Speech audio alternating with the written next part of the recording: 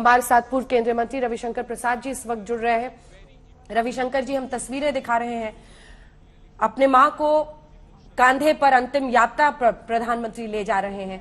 एक ऐसी आप कह सकते हैं कमी जो हमेशा जीवन में खलेगी, लेकिन एक ऐसा साथ जो 100 वर्षों तक इस मकाम तक पहुंचाने में वो मूल्य, उनकी बातें सबसे ज्यादा प्रभावशाली रही। रविशंकर जी, मैं स्वयं भी आज तक पर आपके माध्यम से पूरा कार्यक्रम देख रहा हूं और मैं भी भावुक हूं। देखिए, एक बात समझिए, ये 100 साल का जीवन संघर्ष का, समर्पण का, ईश्वर भक्ति और आत्मविश्वास का है। गरीबी है लेकिन भविष्य मजबूत करना है, तो उसके लिए पड़ोस में काम भी करना है, बच्चों को पढ़ाना भी है, अच्छे संस्कार भी देना है, ईश्वर की भक्ति से कभी पीछे नहीं हटना है। देखिए, इसके लिए बहुत बड़ा संकल्प, अंदर का समर्पण चाहिए।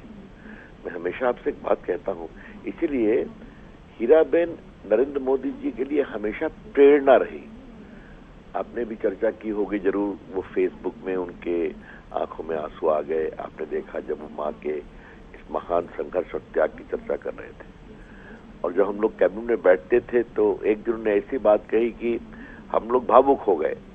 अब वो कोरोना का समय था, तो कहे कि वो मुझे भी कहती है फोन करके कि अरे भाई, काढ़ा पिया तूने, हल्दी का काढ़ा पिया तूने, और हफ्ते में 2-3 बार फोन करके उनके हालचाल में ये पीना चाहिए, वो पीना चाहिए, और फिर वो थोड़े रुक करके भावुक हुए। तो माँ, बेटा प्रधानमंत्री है, फिर भी माँ की चिंता माँ की चिंता है। ये जो है ना, ये बहुत बड़ी बात है। मैं आपसे बात कहूंगा, और कभी सरलता आपने देखा होगा। और एक बात जो मुझे आज के दिन आपको कहनी जरूर चाहिए अपनी विनम्र श्रद्धांजलि के साथ, जब 14 में वो प्रधानमंत्री बन रहे थे तो हमें लगा कि वो आएंगे जरूर राष्ट्रपति भवन में आशीर्वाद दे रहे, लेकिन नहीं, वो घर से ही आशीर्वाद दे रही थी। ये बहुत बड़ी बात है। इसको अंजना जी आप समझिए, उनका पुत्र इतना बड़ा ऐतिहासिक दिन, वो भारत का प्रधानमंत्री बन रहे हैं, लेकिन वो घर से ही आशीर्वाद दे रही है। ये बहुत बड़ी बात है, मतलब सरलता की, सादगी की। तो आज के दिन मैं बहुत प्रणाम करता हूँ हीराबेन की स्मृति में। नरेंद्र मोदी जी को संबल रहे, उनको ईश्वर में जरूर स्वर्ग में स्थान दे, प्रभु निश्चित देगा। और मोदी जी आज बहुत दुखित होंगे, लेकिन मुझे मालूम है इस दुख की घड़ी में भी उनका संकल्प कभी कमजोर नहीं होगा।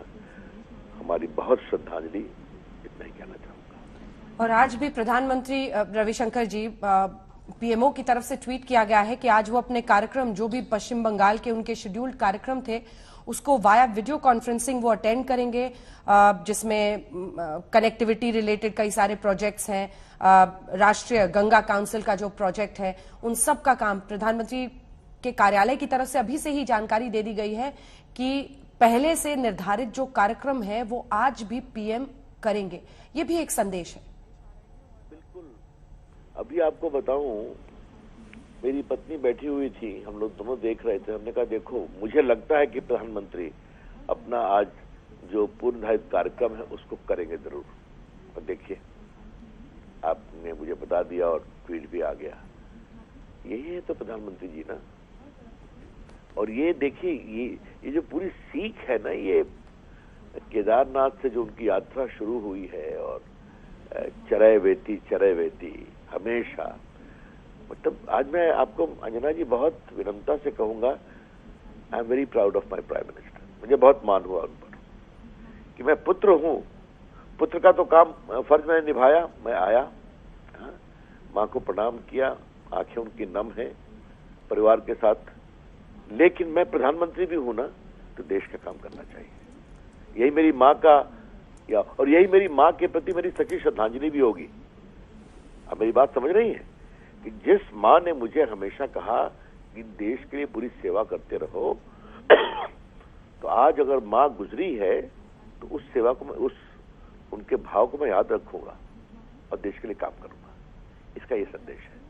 और देखिए, बहुत बड़ा संदेश है, भारत ही नहीं दुनिया के लिए संदेश है कि आज अपनी इतनी स्नेहिल समर्पित माँ, और जिसको मोदी जी बहुत ही आदर्श के रूप में मानते थे, हर माँ समों की अच्छी होती। मोदी जी अपनी माता जी के प्रति बहुत ही भावुक रहा करते थे। और आपने देखा होगा उनके पैर छूना, फेसबुक के कैलिफोर्निया के कार्यालय में उनकी चर्चा करना, और आज फिर भी लेकिन मुझे अपने देश का भी काम करना है, ये बहुत बड़ी बात है। धन्यवाद। मुझे बहुत गर्व है अपने प्रधानमंत्री पर, बहुत गर्व है। बहुत धन्यवाद आपका रविशंकर प्रसाद जी, हमारे साथ जुड़ने के लिए और तमाम बातें व्यक्त करने के लिए।